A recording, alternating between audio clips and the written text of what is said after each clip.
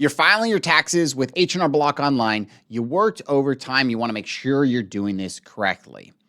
In this video, we're going to go over how to report this overtime in H&R Block, whether you had the qualified overtime reported in box 14 of your W-2, you got a separate statement from your employer showing the qualified overtime that you worked, or you got neither of these, and we need to figure it out using the last pay stub of the year and put that into H&R Block. I'm also going to go over some common questions that I've received regarding this issue at the end of the video. Let's do it. All right, so we're in H&R Block Online, and we want to make sure that we add our employer, our W-2, right? So in this case, I'm just going to upload the W-2 directly in here, and hopefully it just translates all the figures. All right, so you're going to want to make sure that we do review the W-2, make sure all the information is accurate that we uploaded. So number one is who received this W-2 if you're filing joint, right? That's what you'll want to start with. And then for sure, like the information here, that's you. And then I think for sure is all the numbers. So that would be the next thing we double check. And in this case, looks like it did it pretty good. So if we keep scrolling down here more, right? There it is. Some of my wages were overtime. You want to click yes there. And it's essentially telling you that later in the process, we're going to go over how to do the deduction. So I'm not going to bore you with all the details of getting to the next section here. Let's just get there. There it is, the overtime deduction, right? Here we are. Okay, so we would want to review this and I guess hit start. Which overtime qualifies for deduction? Okay, I'll go over kind of a lot of this in plain English later though. Total qualified overtime, okay? So a lot of people got the amount of qualified overtime reported in their box 14 of the W-2. Okay, so if it has qualified OT, this FSLA, overtime premium, or the overtime One Big Beautiful Bill Act, right? Anything like that, something similar to that, it should be there. Well, if it's there, it'll look something like that, and you could just type that number in right here. Okay, that makes it easy. Or if you got a statement, it would just say either at the bottom of the W-2 or you got a separate PDF for this, right? And it just tells you the exact amount of qualified overtime. You could just lump that in there.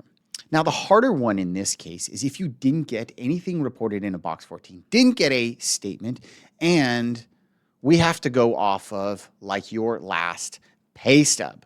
So in this case, right, we have the pay stub and we have to do the calculation ourselves.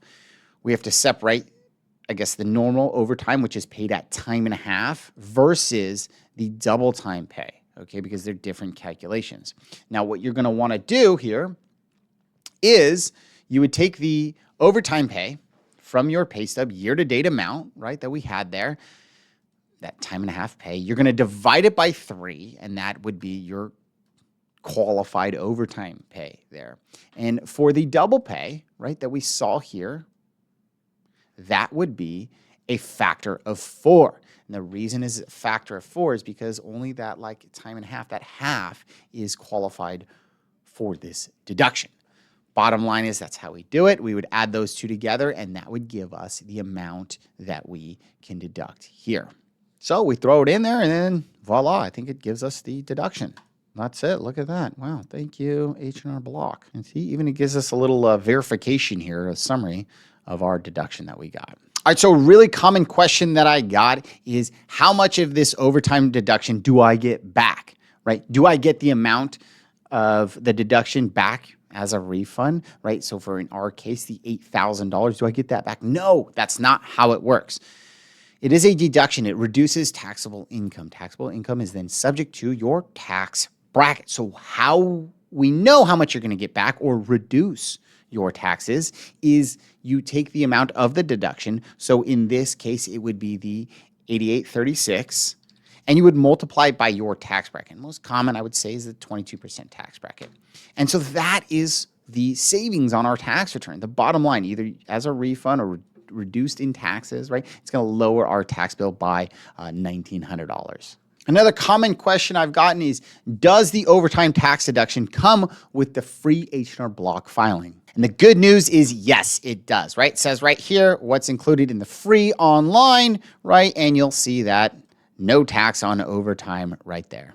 Another great question I got is, why is my total overtime that I worked in 25 differ from the amount that is reported as qualified overtime for this tax deduction? The reason for that is only that time and a half for working over 40 hours in a work week qualifies for this deduction. Some people get paid overtime for working weekends or holidays, and they didn't actually work over the 40-hour work week. Those do not qualify for this deduction. The only thing that do qualify is the overtime when you work over the 40 hours in the work week. And that's usually why the total amount of overtime differs from the amount that is qualified for this tax deduction. Well, I hope the video was helpful. If it was, help our channel out. Hit that subscribe button, the like button, or share it with someone you think it can help out as well. If you have any other questions or topics you'd like me to go over, feel free to put those in the comment section below. Thanks, guys.